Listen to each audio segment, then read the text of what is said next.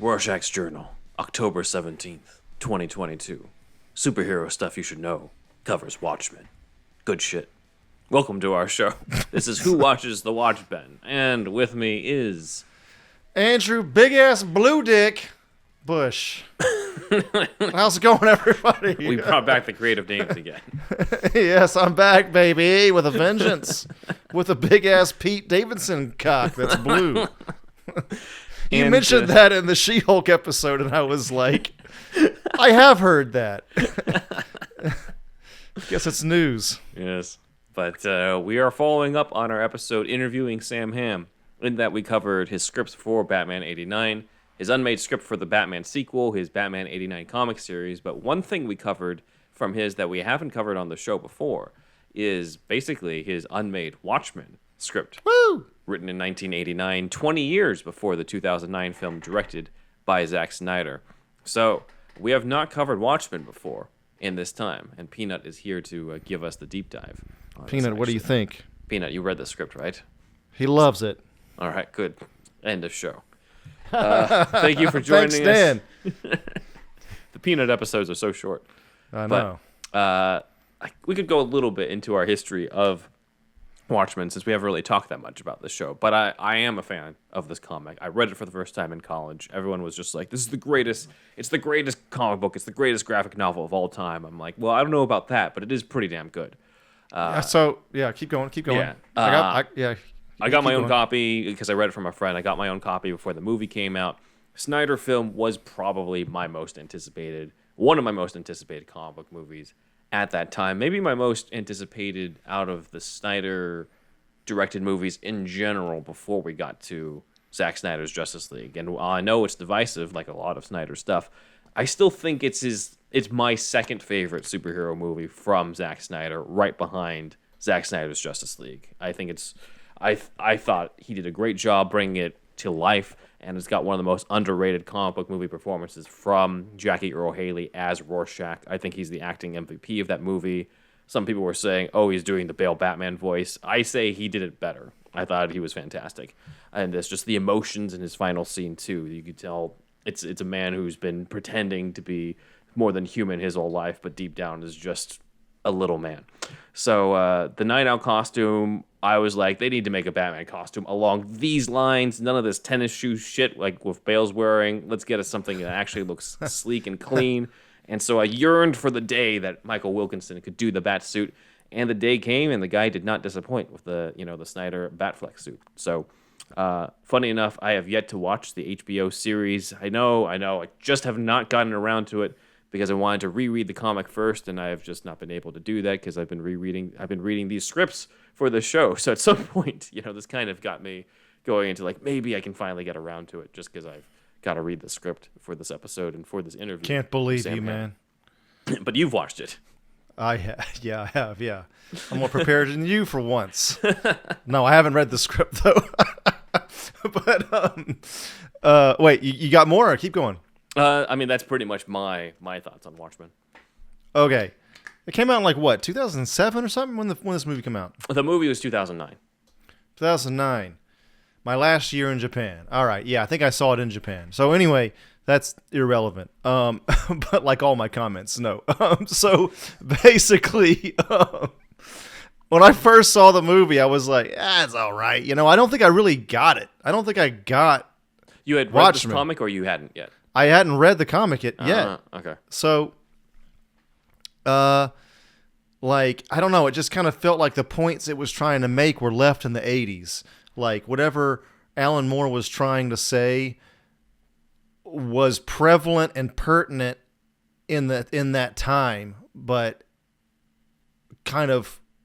were lost to that time, I think, is what I'm trying to say. But then I saw a YouTube video essay on. I was ramping up for the HBO series, so I watch a video essay called like Watchmen Explained or something, and like, man, thank God for these video essays, because like me, I don't know, man, I just wasn't clicking with Watchmen at first. Then I watched that, and I like kind of get it, like it totally explained it to me. I really needed that video in 2009. So, I'd be interested in seeing that actually, just to see what they say. Yeah, it was. I think it was called Watchmen Explained. So it was good, really good. And then I didn't rewatch the movie. I saw it in the theater. I've seen the movie, and then I saw that YouTube video. Then I read the comic. Believe it or not, I did. 100%. Yeah, it was cool. Dr. Manhattan's my favorite. Everybody likes Rorschach. I like Dr. Manhattan. And then I watched the HBO show, and man, it's like the best fucking... The way I describe it is like the best extrapolation of a myth, of a story. Like, it's better... Like, they try to do this with Lord of the Rings, with Rings of Power, and with Star Wars, going kind of beyond the original writer and everything. And like, this was, to me, was a true success. This was an awesome, like, S-tier superhero show. You kind of don't know what the fuck is going on for 2 episodes like WandaVision. At least I did. Because I mean, I was like kind of smart in school, but like sometimes I just feel like an idiot. But like I just wasn't getting it. But then I'll have to see the episodes. But yeah, but this show was great. This isn't really, like I said, it's an S-tier show.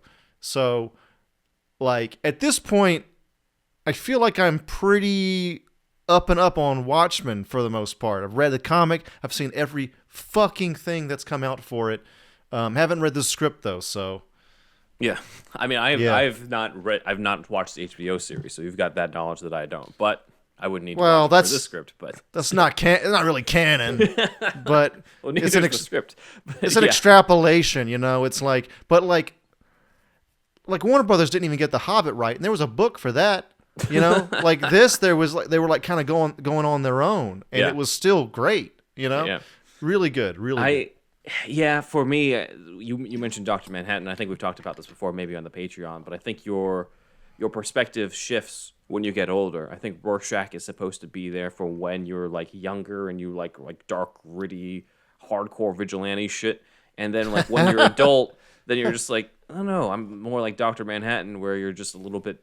You've gone through life, you're a little bit fed up with certain things, or certain things you're like less passionate about and more able to let go because you realize life's too short, like that type of feeling. Not necessarily of just full out apathy, but just like kind of feeling kind of above it all on certain issues and stuff. So like that's kind of how I felt too. When going through think that's a cool like, you know, evolution. I think a lot of people do that, and Dr. Manhattan has like had a lot of memes and kind of more memeable than Rorschach, I guess. And I can understand that. I probably, if I had seen, like in 2009, you know, I was already like 25 or something. Maybe I was already kind of getting over Rorschach. I don't know what it was. I thought that scene was cool when it's like, you're locked in here with me. Yeah. Everybody likes that scene. That scene's fucking badass. But like, the thing is, like, I like Superman, and this is kind of before my Superman stuff, when I got super into Superman. But for me, I've always liked really big sci-fi ideas, and that's Alan Moore's putting those in there with him. You got your street level with Rorschach, but then you got your like pretty much almost literally larger than life character, and like your whacked out like science ideas that you barely understand but you love anyway. Like, he's your sci-fi character. So, and I've traditionally been like more of a sci-fi guy, so like, you know, I thought he was cool. He was a pretty cool character. No, and he's kind of over it all. Yeah, I'm sure you kind of get more into that kind of character the older you get. Yeah. As opposed to, like, I don't think I really cared that much for Dr. Manhattan when I first read it. I was just like, okay, I kind of get it, but I don't think it really sunk in.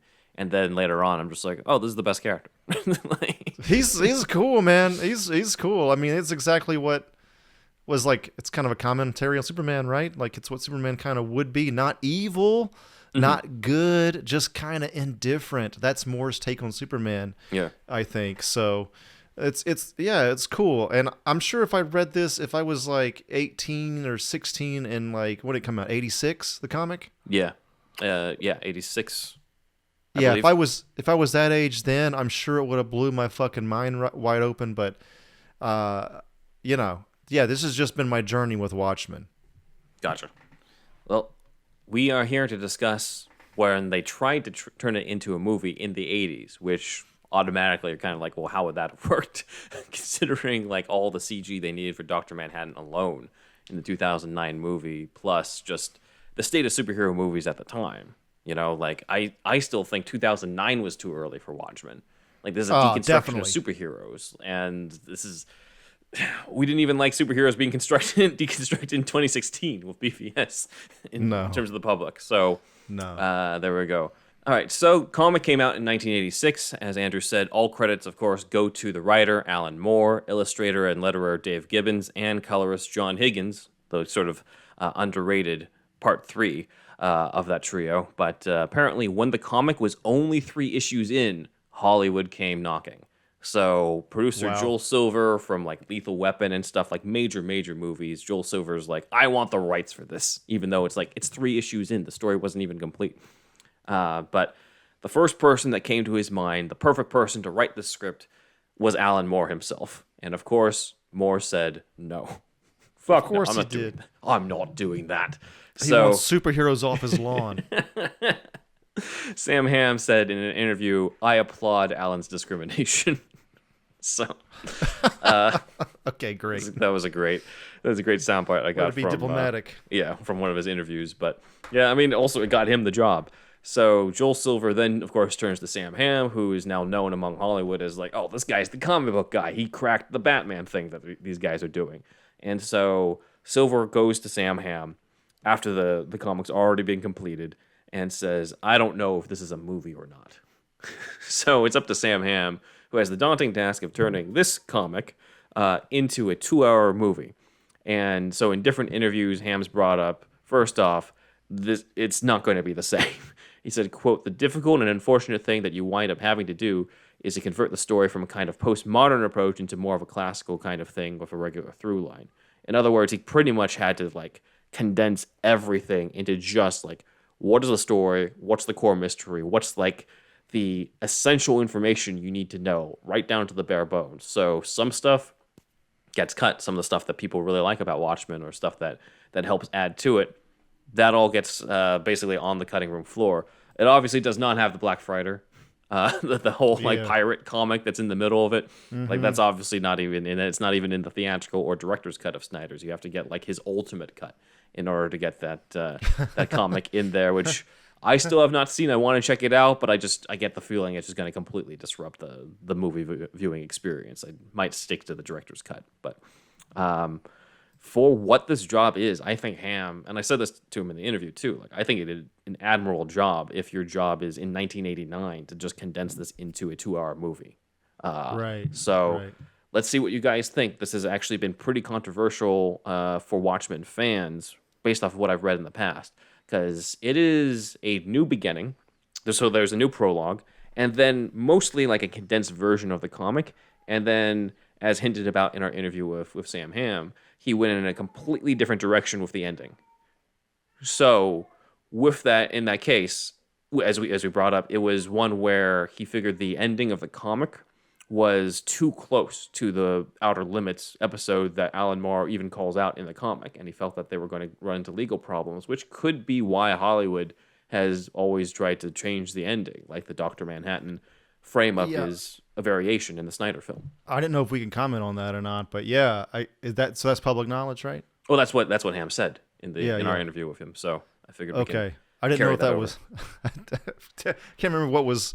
I guess that was all on the record. Yeah. But anyway, so basically, yeah. So that's another instance where it's like you can't like shit on Snyder. Like if that wasn't Snyder's call, studio mandate says you can't make this ending because of those Outer Limits kind of the thing, and then what can you do? You know? Yeah, and also the way that Snyder did it is way closer to the comic than what Sam Hamm does here with the ending, which. We'll get to the ending. I'll put it out there. I'm glad Hamm did not detail it in our interview, just so that we could like go into this unspoiled for the audience and for you. But when I got to this ending, I was just like, "Wait, what?" So it's insane. It is insane. It's even more insane than the comic. But we'll get there. We'll get there. So let's go bit by bit. We have, as I said, a new opening. So there's a new prologue that's no there's no big montage of Bob Dylan into the openings because this is a 2-hour movie, not a close to 3-hour movie. So we open New York City, July 1976. Terrorists have taken over basically the Statue of Liberty, and they have 40 hostages at the very top. The SWAT team leader is attempting to negotiate with them until they see what seems like a plane or ship appear. And the SWAT leader says, "Christ almighty, it's the goddamn Watchmen." We get the titular line in the first line. So the ship, of course, is the Owl ship, and this sort of established that they named the actual superhero team the Watchmen. So for those who might not remember, in the comic, Watchmen was kind of more of a symbolic name for it. They weren't actually called the Watchmen team, but again, like, it's a movie adaptation in 1989 and in 2009. It makes a lot of sense that you have a group of superheroes as characters. They used to be a team, and the title is called Watchmen. Why would you not name the team Watchmen in the movie, just to make it simpler? Because the main audience is going to refer to them that way anyway. So that's something that carried over from the Hamm script into the Snyder film, and I support it. It makes sense to just do that. So inside the Owl ship are Captain Metropolis, Rorschach, and Night Owl. And it's notable that Night Owl is spelled differently in the Hamm script. It's spelled the traditional N-I-G-H-T, as opposed to the comic, which is N-I-T-E. So I thought that was interesting. Or maybe he just forgot while he was writing the script. Let's just bring him back and ask him. Yeah. Hey, Sam. What's going on there? So also the boss of them, the strategist giving directions from headquarters, is Adrian Veidt. Interesting to note, he is not the superhero Ozymandias in this version of the script. He does not seem to have that superhero identity. I did a whole word search, find the word Ozymandias. It's not in the script at all. So again, I think they were just he's just, again, streamlining everything here. Joel Silver's like, it's a little bit too weird of a name. I don't like it. Can we go with superhero names that we can pronounce? Yeah. We're already pushing it with Rorschach. I got this script with a character named Neo. That's what I'm talking about. The comedian swims to shore, and he dons his happy face button and confronts the terrorists at first, who take a janitor hostage. And this is, I like this character work from Hamm. The comedian sees that they take a hostage, and he just kind of shrugs, and he shoots through the janitor. So it establishes this guy's not a hero. This guy is a piece of work. So moving on, he helps Silk Spectre get inside, and we got most of the team here looking for this bomb that's in the Statue of Liberty. Just because of the fact that comedian is not going to have that big of a role, because remember, we're going to cut down on a lot of the flashbacks here. Hamm very quickly establishes comedian's character very well for what's mainly like a 3-scene role. So comedian tells Silk Spectre, just barge in, and while they're staring at your tits, we'll blow their balls off. That's called strategy. Again, this is not in the comic. This is all Sam Hamm here. So they use that strategy. Comedian blows their balls off with his gun. And one of the terrorists, however, is still alive enough to set off the bomb's countdown. Now, this is where Hamm establishes this is not your grandfather's superhero team, because comedian at this point sees that the bomb's about to go off and says, "Fuck them," and takes off, abandoning the people. Adrian, at home, tells Night Owl to abort the mission, and while Night Owl objects, they got to make it out of there alive. And so most of the team makes it out except for Captain Metropolis, who is stuck there with the hostages as the Statue of Liberty explodes. Yes, we took this image from Batman Forever, with the helicopter crashing into Lady Gotham. Yes, because this movie was never made. Not Hamm's version. Arriving too late, however, is a giant naked blue man with a huge dick, except for in this image. Just a swangin'. And the comedian yells, "Asshole, what took you so long?" as Dr. Manhattan arrives and looks on in dismay as the charred remains of Lady Liberty. I got to ask you a question. Does he say that he has full schlong in this script? It does say that he's naked. It up? It does say that he's naked. It does say. he's Okay, naked. good. It does not describe the schlong, but it does say that he's naked. Dude, it's Dr. Manhattan, dude. He's got to have a... He's got to have it. He's got to have a hog. Alan Moore's like, it's symbolic of his apathy towards humanity. Yeah, right. Also gives Dave Givens an excuse to draw a huge schlong. He's got... Look, He's got a lot of metaphor going on. I don't think there's any metaphor going on with his dick other than like being like He's a superhuman. You know what I mean? That's the only thing. It's part of the Superman form. You don't understand your American brain. Let me go worship my snake god right now. Your brain rotted by other comic books. I'm like, Alan, you write comic books. You ever seen the interview where he's talking about he worships a snake god? I don't think I have. I think I know the snake god stuff from you. I don't think I've seen the actual interviews. Oh man, I love researching that stuff. I've watched a lot of Alan Moore interviews, dude. That guy. Oh my God, man. Yes, he worships a snake god. It's true. Look it up. Maybe I should get on that just so that if you can write like Alan Moore, maybe there's something to that. But it's funny. So I'm gonna take a real quick tangent. Real quick. Alan Moore, known to be kind of like, you'd say he's like kind of methodical or whatever. I think so, compared to Grant Morrison, who seems like kind of a chaos kind of guy. Incarnate, However, the kind of magic with a K that they're into, this is like a cult shit, right?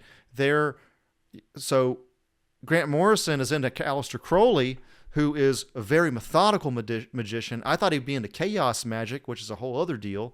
Mm-hmm. Cut to Alan Moore loves chaos magic. Yeah. And is even in a documentary and even writes a foreword for the guy that created or helped to create chaos magic, which isn't that old, a guy named Austin Osman Spare.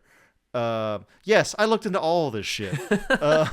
So it's just funny because to me it seemed like they would be into the opposite guys, but you know, that's how it is. It should be like a battle of the comic book sorcerers type of story with Alan Moore versus Grant Morrison, if that hasn't already been written. And then the good wizard Neil Gaiman, right? Yeah, that's true. He's like in between. Because Gaiman's like Gandalf the White. Like he's also into occult shit, but he just seems to be so much more chipper. Yeah, that's true. Grant Morrison too, I think a lot more than Moore, but there's a darkness to Morrison. Yeah. Neil's like in between. Yeah. So this art, as you might notice, is not from the comic. It is the Dr. Manhattan from Dave Gibbons, but it has been photoshopped by Dan to include the Statue of Liberty on file. Nice. So, man, Dan, thanks, going Dan. above and beyond. Yes, for giving us these images. So this is bringing the Sam Hamm script to life. But anyway, Statue of Liberty blows up. The superhero team basically fucked up. And the city revokes its contract with the Watchmen, and the Senate introduces legislation that bans superheroes nationwide. So now it's pretty much established this used to be, the top superhero team. They fucked up once, and now they're no longer, like, they're defunct now. And so at this point, if you're either on board with this or you're not. You're either so hardcore into the comic where you're just like, this is bullshit, or you're just like, okay, I understand. You got to do what you need to do in order to adapt this to a 2-hour movie in 1989. But I see that this is a better way to introduce the superheroes to the audience in like a short form versus just flat out starting it with Watchmen, but like the actual comic where it's just like somebody died and you introduce like Rorschach and the different superheroes like gradually. Like they kind of need that introduction, that prologue. If we put ourselves in the lenses of people in '89 who have just experienced Tim Burton's Batman and like haven't really watched many superhero movies. Again, this is it's a deconstruction of superheroes set at a time where superheroes were barely constructed in cinema. So I know it's way early. I mean, it's in early '09, really, but we're audience. I don't know if like 1989, 1990 audience would have been ready for that big ass blue dick. No, they wouldn't. Society wasn't ready, bro. I really doubt that they would have kept him naked in the movie, or if they did, it would have just been maybe like a butt shot at one point, but you wouldn't see. That's it. Yeah. You were seeing full on dick, right? In the '09 one. Oh yeah, like everybody was talking about. I'm like, why? Yeah. Is this like this is so distracting? People would say. I'm just like, it's Dr. Manhattan, bro. Dude, that's Snyder, man. He's going all the way. Which, by the way, like people would are like saying like, and look, maybe there's something to this, but they said that his like treatment of the Amazons was like he revealed too much. It was too revealing. Mm-hmm. It's just like, dude, he made 300 with a bunch of muscle boys, and he had a big ass blue dick for a long time. You know what I mean? Like, this is just Snyder's thing, man. Yeah. And again, the argument's different for women. I know at times, but I just thought that was an interesting point. That's true. Yeah, and when we talked about that, we brought up how like the women who played the Amazons in that movie wanted to like it was pretty much the same thing as 300. Like you work out so much in the gym, you want to show off those muscles, and you can't if it's just you're under heavy armor the whole time. So they did appreciate that, and I think the actual body of Dr. Manhattan in Watchmen was from Greg Plitt, like major bodybuilder. He passed away, unfortunately, but like that's a real guy's body that the whole thing's based off of. So like it is a celebration of the human body of both men and women in Snyder's stuff. Right. Yeah. Snyder's just into like physicality, Yeah, which, it's appropriate for these movies anyway, because like the way that these characters are always drawn, it's so much about the muscle because it's the power. It's that's true. Physical dynamic part of them. So totally get it. So to simplify things, there is no previous generation of superheroes like in the comics. So there's no previous Night Owl, Hollis Mason. There's no like Silk Spectre's mom is not Silk Spectre. Silk Spectre's mom is not even mentioned in the whole script. Again, we're trying to simplify everything. So it's just this team. And then we kind of get a cool opening credit sequence that kind of go inside like timepieces and watches because, it's Watchmen. And also like Dr. Manhattan's father was a watchmaker in the comic. So it's kind of like playing off of that idea, as well as something else that will come up with the ending, but I'm not going to spoil that. Anyway, we now jump into the adaptation of the comic book story where someone has fallen out of a window to his death. And below, a red-headed homeless man carrying an "The End Is Nigh" sign walks and finds the bloody happy face pin on the ground and looks up. Later, we meet Rorschach, who sneaks into the crime scene, confirming his suspicion that the man who was tossed out the window was the comedian. We then catch up with Daniel Dreiberg, the alter ego of Night Owl. And Hamm sort of adds this nice little character moment where he sees these gang members beating up an old man, and he sort of daydreams about like his old days as Night Owl where he would have interfered, but now he's retired. And so even though he's like tempted to do it, this police hovercraft shines a light on them and scares off the gang members. And Hamm sort of establishes that the superheroes have been replaced by a counterterrorism unit that the government created. And so now it's like almost kind of become a police state instead of having superheroes around. And so they protect the streets in this new version of like 1985. So I thought that was interesting. Dan goes inside and finds that Rorschach's in his apartment, and he says, "Good God, man, you're wanted on 14 counts of murder." And Rorschach says, "At least 6 of those are trumped up." So it does lead into something that I read from Hamm where he actually wanted to push the envelope more with Rorschach. He wanted Rorschach to be more messed up than in the comic, because I think, again, you can read this as, like I did at like 17, 18, and be like, this is awesome. Rorschach is basically like Batman in a hat and trench coat. He's amazing. Everybody loves Rorschach. And then you read it later on as an adult, and you're just like, this guy's a fucking asshole, and he's a racist, and he's a homophobe, and like he's not even that effective sometimes. That's the wisdom of the snake god, bro. No, seriously, like that's I think Moore had that all there. Yeah. Like he was like smart enough to have that, like to be operating on both levels. Yeah. So like when you read it at a certain age, you attach to that character, and then later on you kind of see what he's doing, and you attach to another character. So it's all really. It's fascinating to me on how that worked out. But yeah, I think Hamm wanted to push it so that it would be even more evident. Like, yeah, this guy's not Batman. This guy's not the type that you root for. So I thought that was cool. Like in the comic, Rorschach shows Daniel the smiley button and shares that the comedian is dead. And so he suspects that someone is going around killing superheroes, the past Watchmen.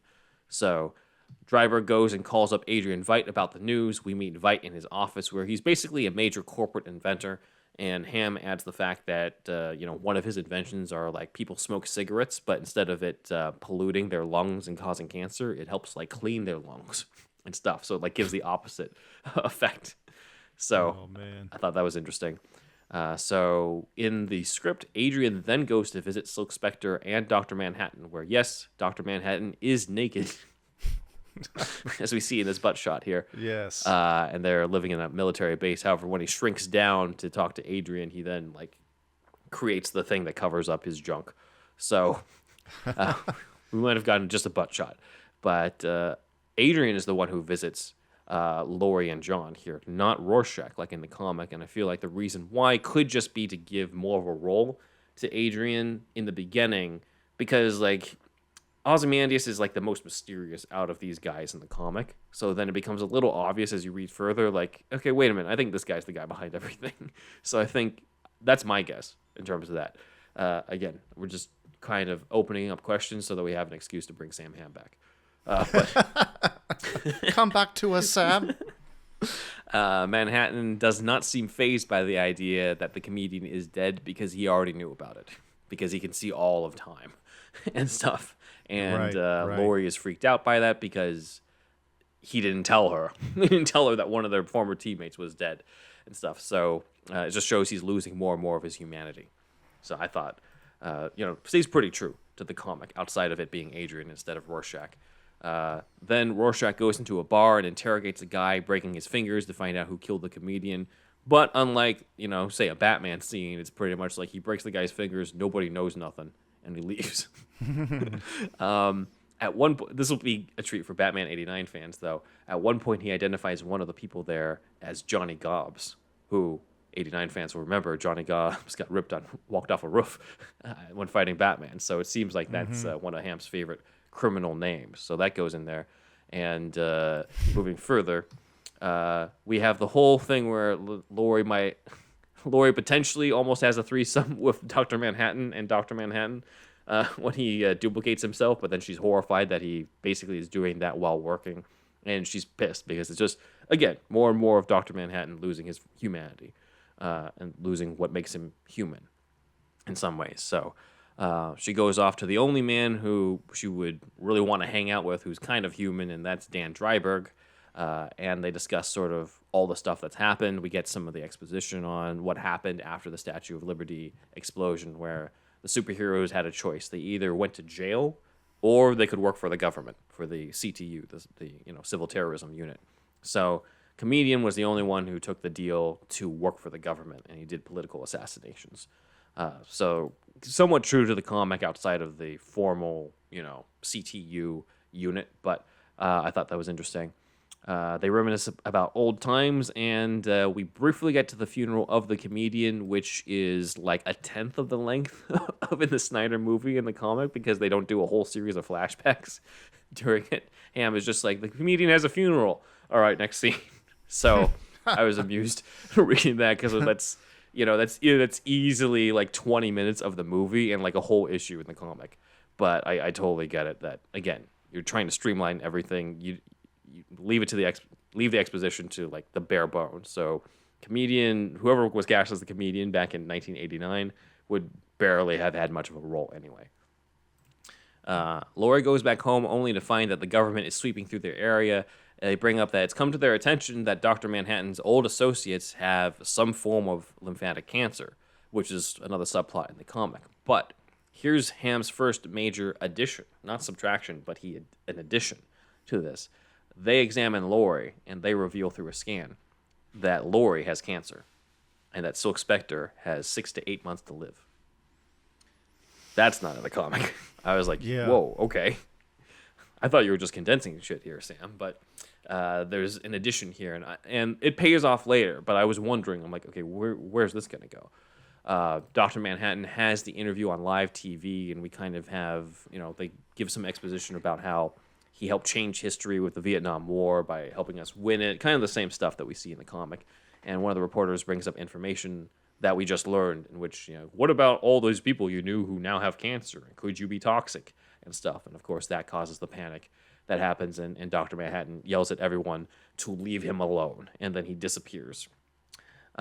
He first goes to a military site where he meets one of the federal investigators and learns that Laurie is positive for cancer herself. And he decides, well, she's dead then. She's the last human I cared for. So I'm going away. And so he goes to the Arizona desert, where he gets flashbacks to his origin, where he was Dr. John Osterman. All like kind of very a bare bones version of all the flashbacks that we get in the comic and the movie and stuff. And at one point, his girlfriend Janie's, her watch gets broken.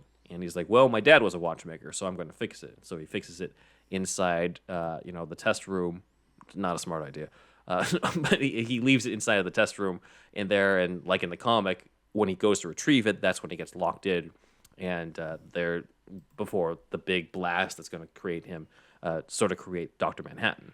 So everyone attempts to get him out and shut off the power to the explosion that's about to happen, but they fail, and so he gets disintegrated. But of course, he comes back as Dr. Manhattan. So rest of the flashbacks in the comics are gone. Hamm just basically keeps it to Dr. Manhattan has flashbacks to his origin. End of story. And even here, I was just like, well, you kept that flashback in, Sam. Like, why is that? And then you find out later why. But in the comic, Rorschach interrogates former supervillain Moloch, though in the script, Moloch is on a date in the middle of it when Rorschach just basically interrogates the fuck out of him. Moloch used to be part of this, civil terrorism unit like the comedian did, and so Rorschach wants Moloch to sort of give him information. He wants him to be his informant. And he finds out that the comedian has been looking into these like missing scientists. And there's a plot that has something to do with Dr. Manhattan. Again, kind of like foreshadowing the Snyder version of it, where it turned out to all be a frame-up for Dr. Manhattan, which is not where Hamm's going to go with this, but I thought that was interesting. Meanwhile, Laurie's, obviously, her husband has left to another planet, so she reunites with Dan, and Dan offers her to stay with him. And then later, Rorschach visits Moloch only to find him dead and has been set up as the CTU finds him. Now, Sam Hamm seems to be a big fan of jazz. He did actually literally describe Batman as jazz in our interview. I think he's a big fan of Fats Waller because he had Bruce Wayne sing the song Honeysuckle Rose in the shower in his 1986 Batman script. And here he has the song Supposin' by Fats Waller during a montage where he intercuts between Rorschach getting caught by the cops with and fighting them off, with Dan and Laurie kind of getting it on, but unfortunately Daniel Dreiberg can't get it up, establishing that part of it. So it's interesting to contrast the two scenes because you've got Rorschach facing off against the cops with, making makeshift explosives out of household items, and then you've got this love scene. But Rorschach gets caught by the CTU, who unmask him, of course, revealing the red-headed homeless guy who holds the end of his nigh sign. And Rorschach has been caught. We're about halfway through the script. We'll find out what happens to him, as well as the insane ending that Hamm created after the break. Just wanted to announce that I have a new podcast called Gaming Gaiden. It's about retro gaming. It's a lot about Japanese to English translation. In this first season, it will be 10 episodes each season. First season will be dropping soon, much sooner than I'm on a Recon. The co-host for this one will be Mike Torres. If you saw the ranking, every Superman video game two-parter we did here on Superhero Stuff You Should Know, you have seen Mike before. So yes, if you like video games, if you've been interested in Japanese ever, we're going to be talking a lot about just Japan in general, Japanese cultural differences as well, and we also are going to have a lot of talk about 90s video game magazines such as Electronic Gaming Monthly, aka EGM, so stay tuned for that. So please be on the lookout for Gaming Gaiden podcast coming soon. Ellen, in 15 seconds, what is Nice Games Club? It's our game dev podcast. Steven, help! Game mechanics, accessibility, art and animation, level design, prototyping. Everything that goes into making video games. How's that, Mark? Nice. Listen to Nice Games Club wherever you get your podcasts, or at nicegames.club. Need some adventure in your life? What Mad Universe is a podcast where two guys delve into the history of sci-fi, fantasy, and horror, and the impact it's had on pop culture. Everything's the same politically, but we have ray guns. The actual motive isn't to explore something that's, quote, scientifically possible, or... But neither is Star Wars, and I know there's arguments about that, but I would definitely consider Star Wars science fiction. You haven't read Dune! No, I haven't. You can never be the Kwisatz Haderach. What Mad Universe on the HyperX Podcast Network. What's that? Majestically cresting the horizon as it makes its way into port. Why, it's the brand new HyperX Armada monitors, mounts, and arms. Both the HyperX Armada 25 and 27 gaming monitors come bundled with a sturdy HyperX Armada mount and arm. If you need every split second of advantage when gaming, the Full HD Armada 25 and its 240Hz refresh rate are for you. If you like to soak in the graphical majesty of your gaming, you'll be eyeing the Quad HD Armada 27 with an 165Hz refresh rate. Set sail for HyperX.com or Amazon.com to start making your display Armada. HyperX has refined their lightweight Cloud Stinger headset and now proudly presents the evolved Cloud Stinger 2. It still keeps the same rotating ear cups, swivel to mute microphone, and comfort, but now adds 2 years of premium DTS Headphone X activation. Get even better in-game audio and a number of other refinements for the low, low price of $50. Available now at HyperX.com. May the beat voice to free my soul. I would like to get lost in your rock and roll and drift away. And we're back, and Rorschach has just been arrested. We're going to find out what happens next. So one thing to note is, I said before, the Black Freighter pirate comic is not in the script. However, Hamm does mention that at the newsstand, the kid is reading a comic, and it is, quote, Colonel North and his Howling Commandos. So that's a Nick Fury reference with the Howling Commandos right there. Got Marvel in here? Okay. Yeah. But I guess in his world, because I think the idea in Watchmen was that like superheroes already exist, so there wouldn't really be superhero comics. Some said like the popular comics are like pirate comics, old adventure comics. And so I think Hamm's just continuing that idea where like, okay, now the comics are like about the military or like army adventures and stuff. So it's an interesting idea. In the script, we meet Dr. Malcolm Long, the police psychiatrist assigned to study Rorschach, and he goes home to his wife, expressing his desire to understand what exactly makes Rorschach tick, and he really thinks he can help this guy. Poor bastard. So we then get to the interrogation room where he attempts to learn more about Rorschach. He shows him actual Rorschach cards, and Rorschach is clearly just telling him what he wants to hear. And, you know, Dr. Long knows that. He knows that he's just pandering to him. In the meantime, Adrian, over at his corporation, ends up getting blindsided by a reporter trying to ask him about, you know, this Rorschach arrest, just when she gets shot to death by an assassin. Adrian, like in the comic, immediately takes the guy out and tries to ask him who sent him, but the guy bites down on a poison capsule and dies. At this point, Adrian calls Dan Dryberg and says, someone's just tried to kill me, and he decides, you know what, let's all be safe, and he offers to have Dan and Lori stay with him in his base Karnak over in the Arctic area, since he thinks that now Rorschach might be right, that superheroes are being targeted. Meanwhile, in the prison, Rorschach gets attacked in the mess hall, but he fights them off. And of course, in the later scene, Rorschach says the famous line, "I'm not locked up in here with you. You're locked up in here with me." So that is intact. Long has another session with Rorschach, and we get a flashback to how he became crueler after he was investigating the girl's kidnapping. In the comic, it was one where he tracked down the man. He saw that the man fed the girl to the dogs. And then he basically killed the dogs, handcuffed the guy to part of his house, and then gave him a saw as an opportunity to saw his way out as he lit the place on fire, and the guy died. Hamm again is trying to make Rorschach more fucked up, so apparently that was too PG for this. Man. Hamm confronts the murderer. And he recently went to the market because he has all this raw hamburger meat. And he spreads all the raw hamburger meat and the cow blood on the murderer. And then he lets in the hungry dogs. And he lets the dogs eat the murderer. And then he takes the meat cleaver and he butchers the dogs. This is a hell of a scene, man. Now, mind you, some of this is done with Rorschach just narrating. You don't necessarily see him do a lot of this type of stuff, but I'm just like, what? That's not in the comic. Because they were pushing it, it felt as it is in the movie, where Snyder made it more violent. Shocking, I know. But where he just uses the meat cleaver and he just hacks down on the guy.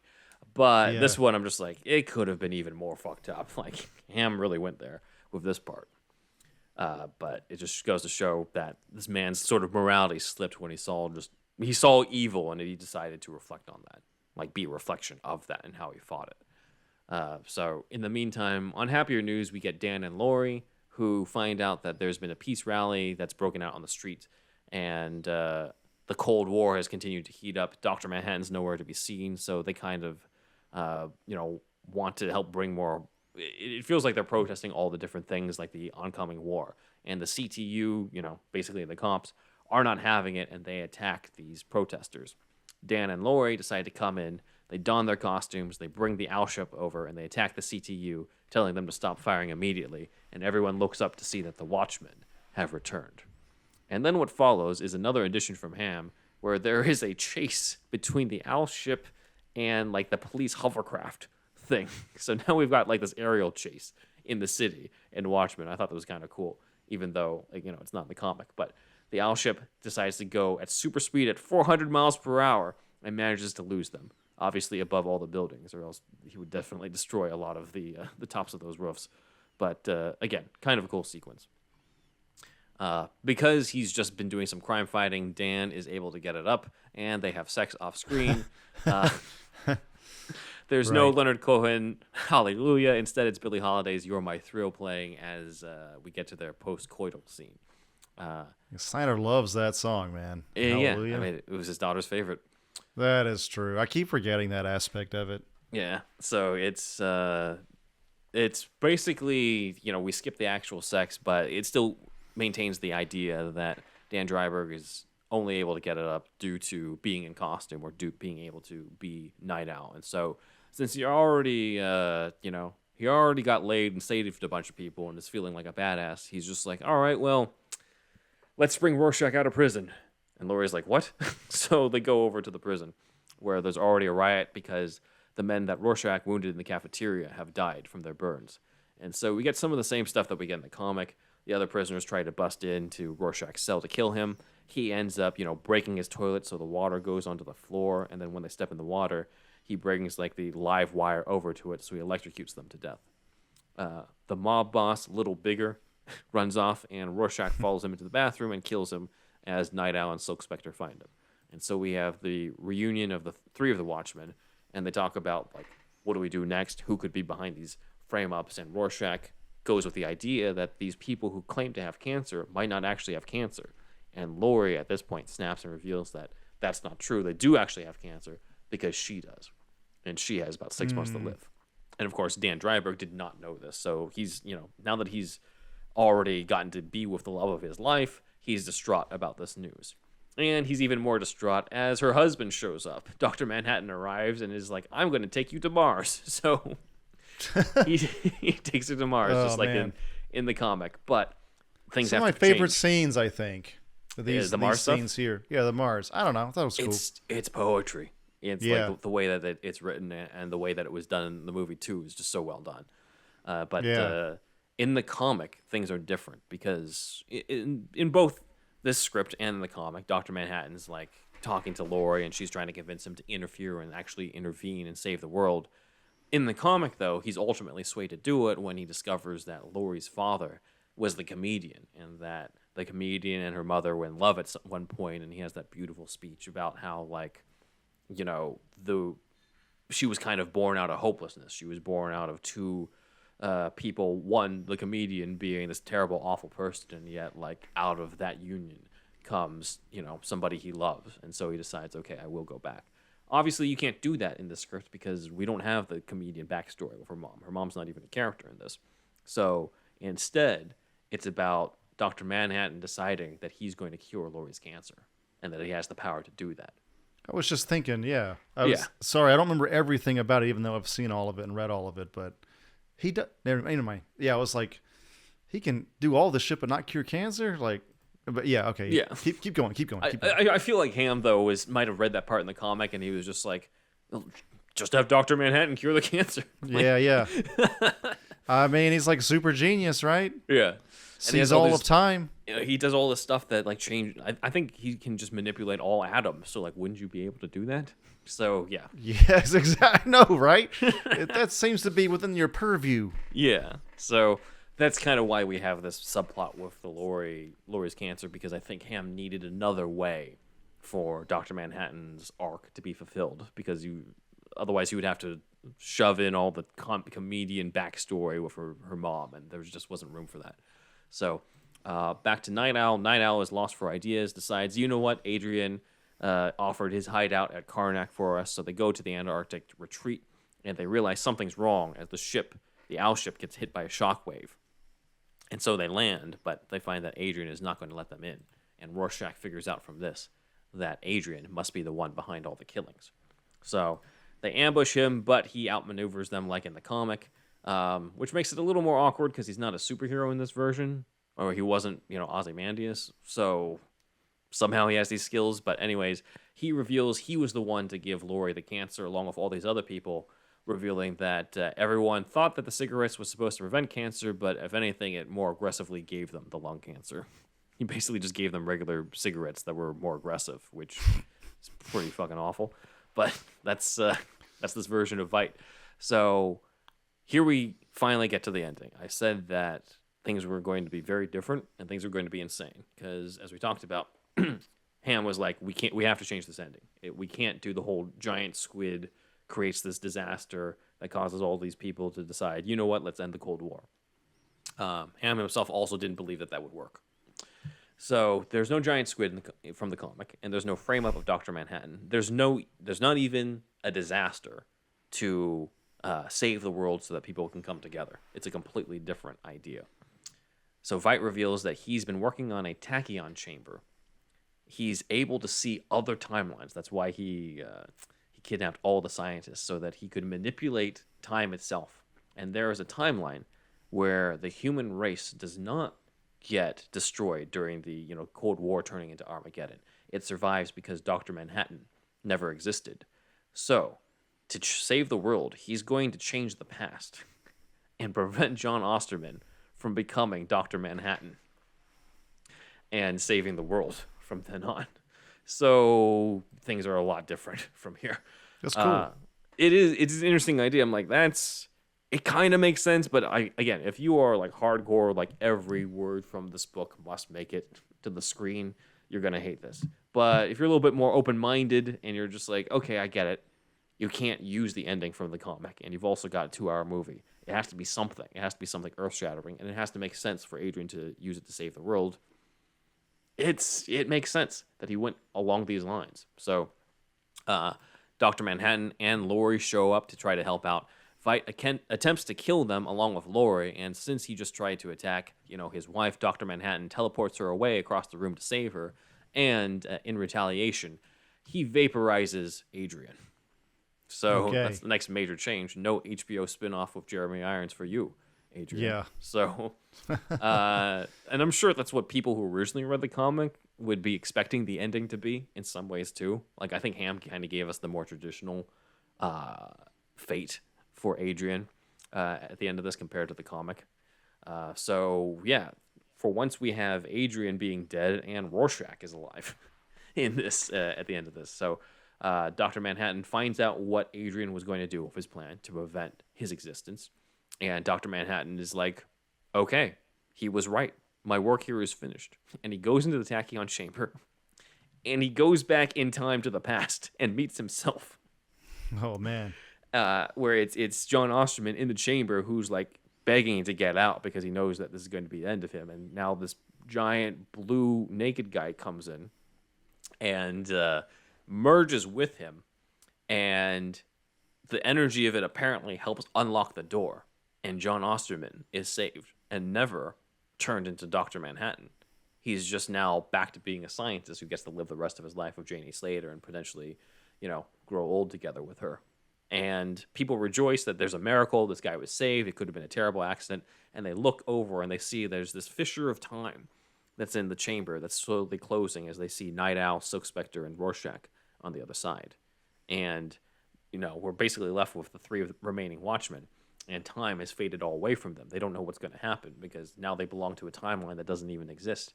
And they end up going through a vortex and they land in New York. And everyone is staring at them and, wondering what's going on. And someone's like, oh, look, it's the Watchmen.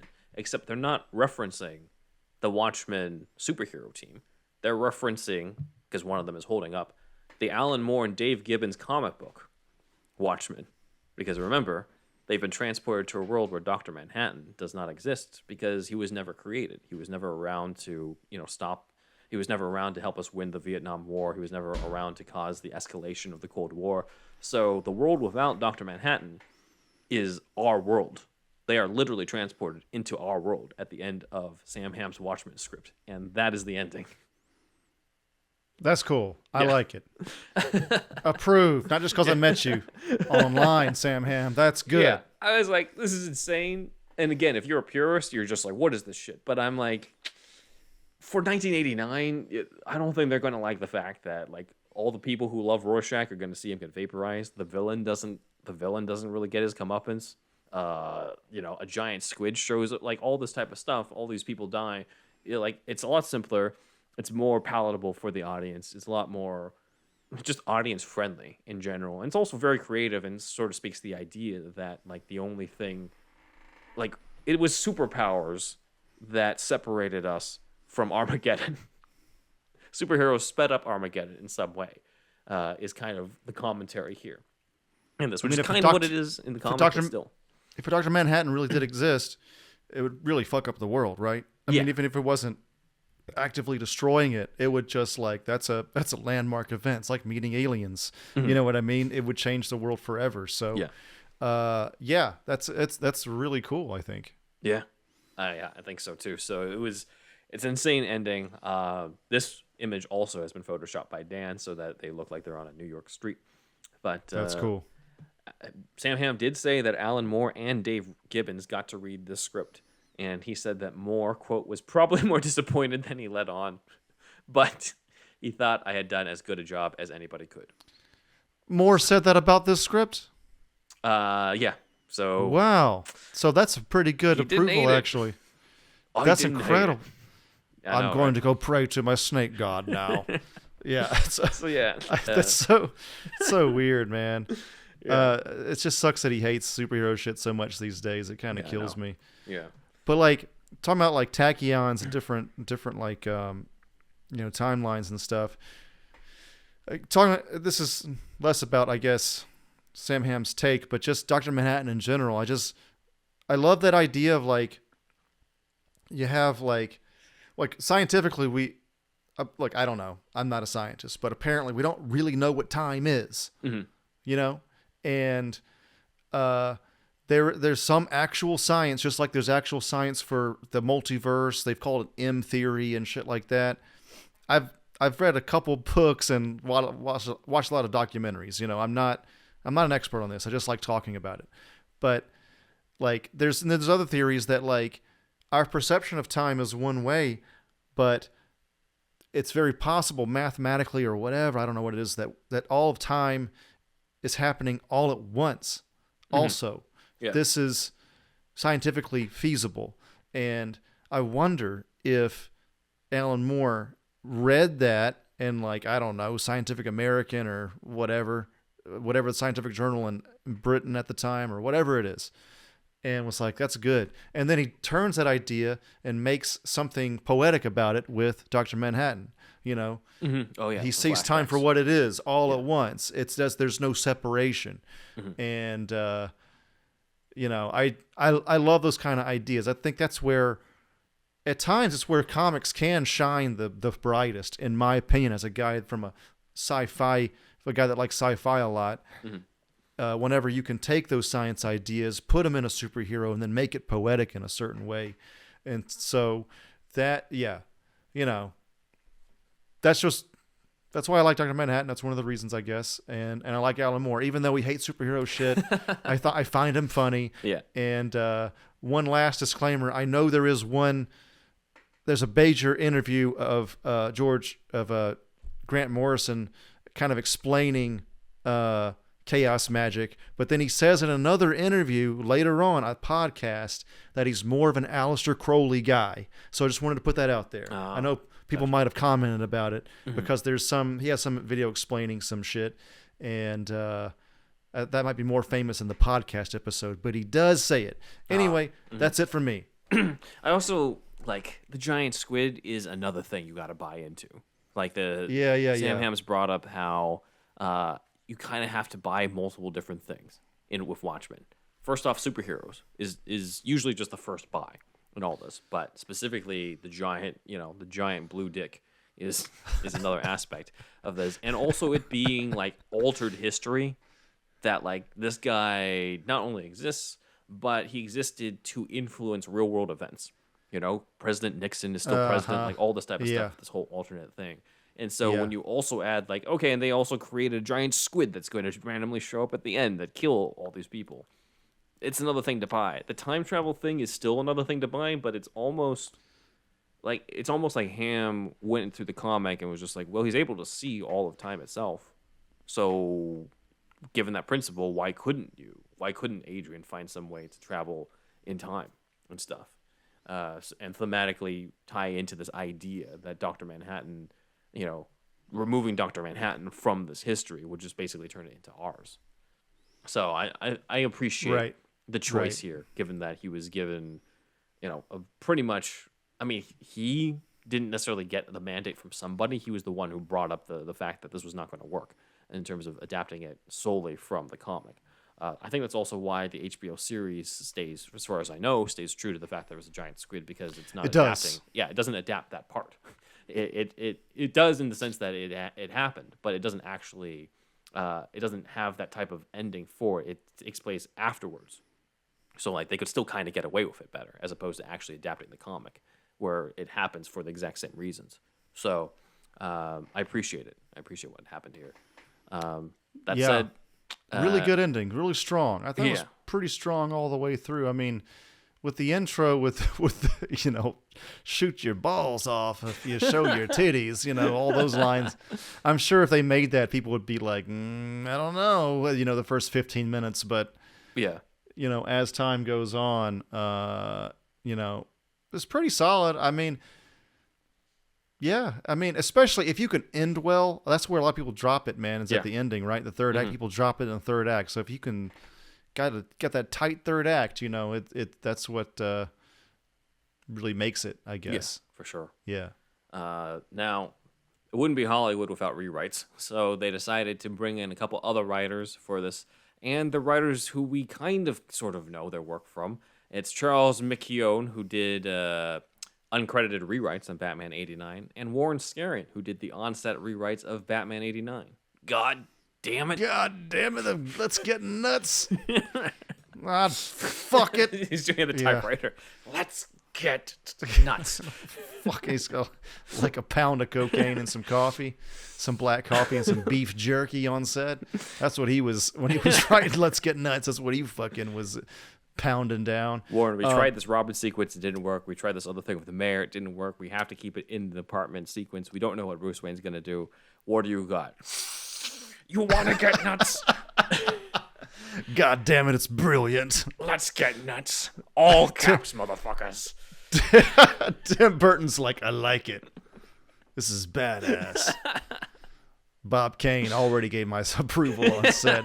He gave me this cocaine. So yeah, clearly they were not creative in terms of like who do we get for this? Let's just get whoever else worked on Batman. So, I mean, shit, it's all Warner Brothers superhero shit. So makes sense, yeah. And it's the Batman guy, right? Or the first one. Yeah. These are everybody from '89. So yeah, this is their bullpen. Yeah. They did not ask Tim Burton though. They asked Terry Gilliam.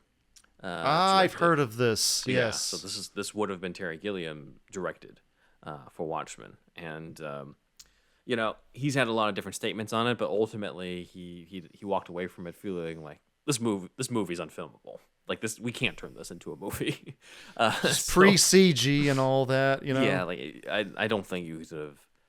They could have done it, but you're not looking at like a Batman level success. Like this is a type of movie that is not your major blockbuster, and like I feel like even today, like today's probably one of the best times for this. Clearly with the HBO series, but like if they did another adaptation of this, I still feel like there would be a sect of people who just would not. It would just not click with them on that. I mean, it kind of happened with me in 2009 at first. Yeah. And it goes back to like what you were saying about there's a lot of things you got to buy and like kind of get into this world. Yeah. You know, like when you first start getting into like Lord of the Rings or Game of Thrones. I remember when I first started watching Game of Thrones, like I just didn't have my bearings. I had to watch episodes 2 or 3 times in a row to fucking get anything. And that was kind of how this was. It was kind of, I just had to, I don't know, man. I just had to get used to it. I wasn't like used to this, and like I had read a few comics at that time, but honestly, I think I've read more comics after 2009 than before. Which is probably why I clicked more afterwards. It clicked more, probably, yeah. So, so there's probably like, especially like, in what, 89, whenever this would have come out, 90? When would they release this? Probably 90, 91. I mean, that definitely would have needed a lot of time in order to get Dr. Manhattan down. Yeah, exactly. How they would have done that, who knows? But also, like Alan Moore is saying, like he made comic panels that were supposed to be unfilmable because he didn't know what CG was going to be a thing. Like even there's the shot of going in and out of the pen, the happy pen. Mm-hmm. Yeah. Without CG, this is kind of unfilmable. Yeah. Unless you do maybe a dissolve or something, but like there's no lens really that could have done that practically, right? So it's just, it would have been very different. He makes this, supposedly Alan Moore wrote this where he wanted to make it to where it was unfilmable. It was like purposefully written to not be made into a movie. That's what he said. I don't know if that's like that turned out. That's like after the fact or whatever. But then again, and he wrote it in '86. They didn't know what CG was. They didn't know it was going to be coming in 30 years from then. So, I get it. Now nothing is really unfilmable. So yeah. I just the unfilmable aspects of it they could have just not tried to replicate it as closely as like what Snyder ended up doing. They could have just kind of tried to do their own thing, but you still have to. It's still a story that people are just like, okay, I've never heard. First off, I've never heard of these characters. Yeah. Second of all, like it's twisting tropes when they might not have, especially in 89, 90, they wouldn't have really gotten the tropes down. And stuff. There were no tropes, not in the public. And again, even today, I feel like it's kind of a sell. It's kind of just considering that I think a lot of people went into the Batman thinking that it was going to be an action movie and instead got like a detective movie, and we're just like, what the fuck is this? Again, when it being closer to something like L.A. Confidential as opposed to Heat, like it's or it's probably not bad, probably not a good example. L.A. Confidential as opposed to like Die Hard in terms of like action or John Wick. They got something different. Like I think they would go into this expecting like, okay, it's going to be like the Avengers type of stuff. I'm like, it's a murder mystery, and one of them ends up in jail and kills a dude. with depending on which version you see, with either a meat cleaver or feeds him to the dogs.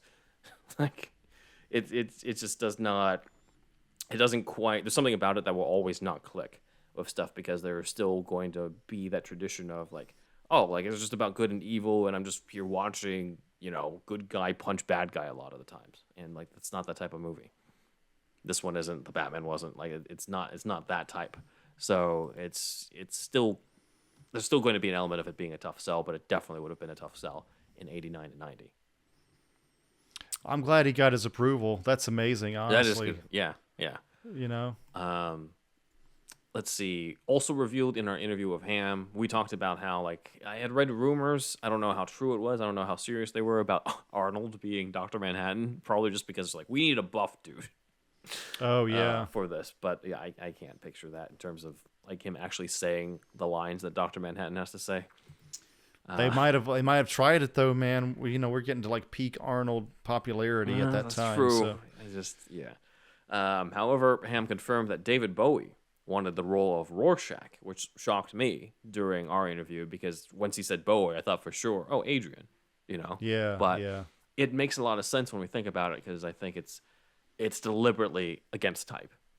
It's like, right. Oh yeah, like I'm one of the most recognizable faces in music history. Cover my face for most of the movie. Have me play a bum. It does kind of give away the Rorschach twist because like once you see him with the end of his nigh sign, you're just like, all right, well, clearly he's Rorschach. Yeah. But it would have been really interesting. I'm curious what his take would have been. But we're looking at fan art from one of our fans, the Imaginative Hobbyist, again, who did it in light of our interview with Sam Hamm. So I thought I would throw this in here as well so you could sort of see the visual for that. Looks like Frankenstein, a blue Frankenstein. I think the costume as well is right from the Snyder movie. No, awesome stuff. I'd be curious too. I don't know if anybody has done like fan art images of the younger versions of like Jeremy Irons as Adrian from the HBO series, or Gene Smart's Laurie and stuff. I don't know if anybody's done that, but I'd love to see those and stuff, even though I haven't seen the show yet. But I know those characters are in it. I know Dr. Manhattan's in it. But I'd love to see the fan art of that. Just you gotta kind of imagine it. You gotta do yourself a favor and watch Watchmen, HBO, and Peacemaker. Dude, you're gonna have a great time. All right. Like much lighter. You have to really pay attention to Watchmen though. You can't just like do laundry and shit. Okay. It's like it's one of those. Peacemaker you can do laundry to. Okay? All right.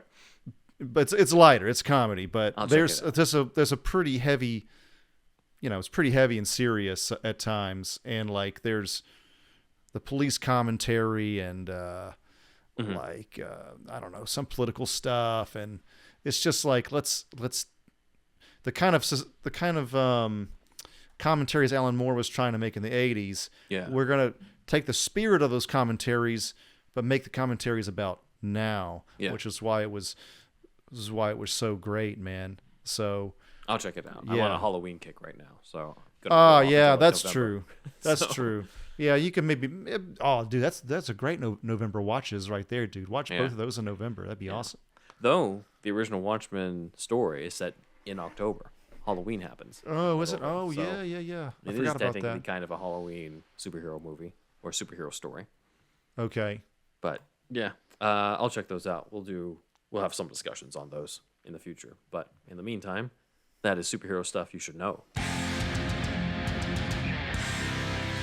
Big thanks to our research assistant Dan for gathering the visuals for the YouTube experience and photoshopping a bunch of them. A quick sort of retraction or corrections department. Dan reached out to me after seeing our last episode with the Hulk. He did not draw this from scratch with the Hulk and Betty. He mainly did the arm and the gun on this. Ziari Parker commented, the image of the Hulk and Betty are from the Ultimate Avengers animated movie. So, which I've not seen, but still going above and beyond, still providing us images that help bring these unmade ideas to life. So thank you, Dan, for that. Yeah, he still photoshopped it. Moving on to the fan comments. /man.exe commented on our Hamm interview saying, Hamm talking about Joker's philosophy made a small detail add up. Joker's goons all have minor makeup appliances to make them scarred, deformed, tattooed in some way on their faces. There's an extra bit of character lore to know that Joker intentionally sought to surround himself with scarred misfits after his acid bath. That is correct. Look at these images that Dan provided of us with the Joker's goons from the 89 movie. This guy's got a scar down his lip. This guy under his eye. Bob's got the scar that's like close around his cheek. And so like you can see it throughout all of them. And I've always kind of noticed it, but I just thought, oh, they were scarred just because they're henchmen. I didn't connect the two until that's true. Those got brought up. There's a connection there. I'm sure this is a good catch, and it's probably on purpose, and it's probably for that reason that we're talking about now. 100%. I'm pretty sure anyway. Yeah. Pretty sure this is correct. Yes. Yeah. So all these years of watching and growing up 89, still finding like new stuff. It's deep, man. All right. On to other fan comments. The Ant1747 commented on our Batman 89 novelization episode saying, I really feel like you guys are so underrated with this show. Thank you. We get told that all the time, man. We tell all your friends about us, you know what I'm saying? Make us rated. Yeah. We won't be overrated. I'd love to be overrated. I want to get to that point in my life. We need to get to rated first. I'm going to skip it. I'm going to go straight to rated. We'll go let us know. I mean, overrated. Love the in-depth deep dives into all things Batman. Definitely going to be going out of my way to get this and the Returns novelization. Woo! Awesome. eBay. Yep. Walter the Wobot says, got to get Goyer next. Let's talk about She-Hulk with him. What does he think about the show, man? David, you've been doing Blade. You did the Dark Knight trilogy, Man of Steel, Constantine. We're here to talk about She-Hulk in the comments back in like 2010. So what'd you think of the show? Daredevil's Walk of Shame, all that. Let us know, all right? Yeah. We're mainly interested in that. Your Batman Unburied podcast, we don't really want to talk about that. Any of your current stuff, nah. She-Hulk. Yeah, exactly. But yeah, moving on to the fan shoutouts. Thank you, everybody, by the way. Yep. Oh, man. All right, so here we go. Thank everybody up here on this board. And thank especially to some of our newer people, Chris M., Darren F., Billy L., Yusuf A., Kevin R., Derek O., and Mark M., and our other supporters. Thank you guys. As always, if you're up on this board, you're on the $1 tier or above. That is the $1 tier on patreon.com/superherostuffpod. And our $5 tier is a whole other show. This show's every Monday. $5 tier is every Friday. And it's another deep dive. And you just get to hear our lovely voices twice a week. Mm-hmm. So, but yeah, that's the $5 tier, whole other show, deep dives and whatnot. Then our $10 tier is our monthly meetup. That's where we meet up monthly and kind of shoot the shit with the fans in a Zoom-like call with also a topic at hand and things like that. Check it out, everybody. And our merch, our ever-dwindling merch, superhousepod.redbubble.com and superherostuffpod.threadless.com. Thank you, Halsey, for buying this shit. Ben Man and Deed Wizard. Ben Man on one of them, and then Indeed Wizard Dracula, mug, search, shower curtains, and the rest artwork by Stefan Santa Cruz. And please send us some audio at superhousepodcast@gmail.com. Also, that's just our general inbox, so send us whatever you want there, as long as it's not incriminating or anything. So yeah, ThunderWolfDrew on Instagram and Twitter is me. ThunderWolf lives on YouTube. ThunderWolfDrew.com has my whole portfolio in one spot except for AmanoRecon.com. That's AMANORECON.com. It's R-rated Power Rangers meet Stranger Things kind of show, original idea. This lovely poster by Zachary Jackson Brown Art.com. This is going to be an Indiegogo thing coming out soon. I'm telling you, it's coming. It's definitely coming. And then what's actually already come as of today when this podcast releases is our first episode of Gaming Guide and Get It, where you get all your podcasts. It's my other podcast. It's about video games. Our first host is first guest is Matt Alt. He is the author of Pure Invention. I listen to this on Audible audiobook. It's also a regular book, of course. He's been a host on NHK, which is a Japanese channel, like the main channel in Japan. It's English language, I think. He speaks Japanese, though. He's a translator. And even though it's about Japan and video games and stuff, just like we do on here, where we kind of discuss things in kind of a mature way, even though it's comic books. Also, Gaming Guide, and I've noticed this looking back on it, like, because we've already recorded it, like, it is a pretty mature kind of conversation about all these things, Japanese culture and all that kind of stuff. So anyway, it's going to be 10 episodes, 10 weeks, 10 Patreon episodes. That's another Patreon. That's going to be the Gaming Gaiden Patreon. But yeah, it's out. Gaming Gaiden, gaming, and then Gaiden is Gaiden. So that's it. Awesome. Check that out, guys. Shout out to Comic Capital on Instagram for your support, as well as Everything Entertainment Club on Clubhouse. You can follow our social media on Twitter at SuperHousePod, Instagram, Superhero Stuff Pod, TikTok, Superhero Stuff Pod, Vero, Superhero Stuff Pod. My website is benoitwriter.com, where you can read all my other scripts that I'm willing to put out there that I don't own the rights for, which is the Gotham script, Gotham Vampire, where young Bruce faces off against the Mad Monk. Spec script for Elementary, The Death of Sherlock Holmes, a modern update on the adventure of dying detective. And Curb Your Enthusiasm, Disneyland, the Curb episode they could never make, where Larry goes to Disneyland. My YouTube channel is in the description below, where you can also check out Doctor Who, The Ronin of Time, an audio drama I write, narrate, and edit, in which the 8th Doctor meets Miyamoto Musashi. My personal Instagram is Ben1Writer. My son's Instagram, my cat, Alfie Pennyworth Cat, who might have made a vocal cameo in the background at one point in this, is at Alfie Pennyworth Cat on Instagram. And if you have an Alfie yourself, or a Peanut, who also loved the Sam Hamm Watchmen script, then loved it. I was about to say Whisker Man instead of Watchmen. Whisker Man. The Wicker Man for cats. Yes. You can get the Whisker Box through us, through our promo link, whatever that is. The only cat box for the crazy cat lady and Jen. It's around there somewhere, you know. It's somewhere around here, along with our BarkBox promo link. We got one. Yeah, BarkBox. Don't worry about it. Whisker Box. The BarkBox one specifically will get you the first month off for free, valued at $35. That is true. That is actually true. And you can get that at superherostuffpod.com/shop. And with that is it with it. And we'd like you to look at that big blue dick.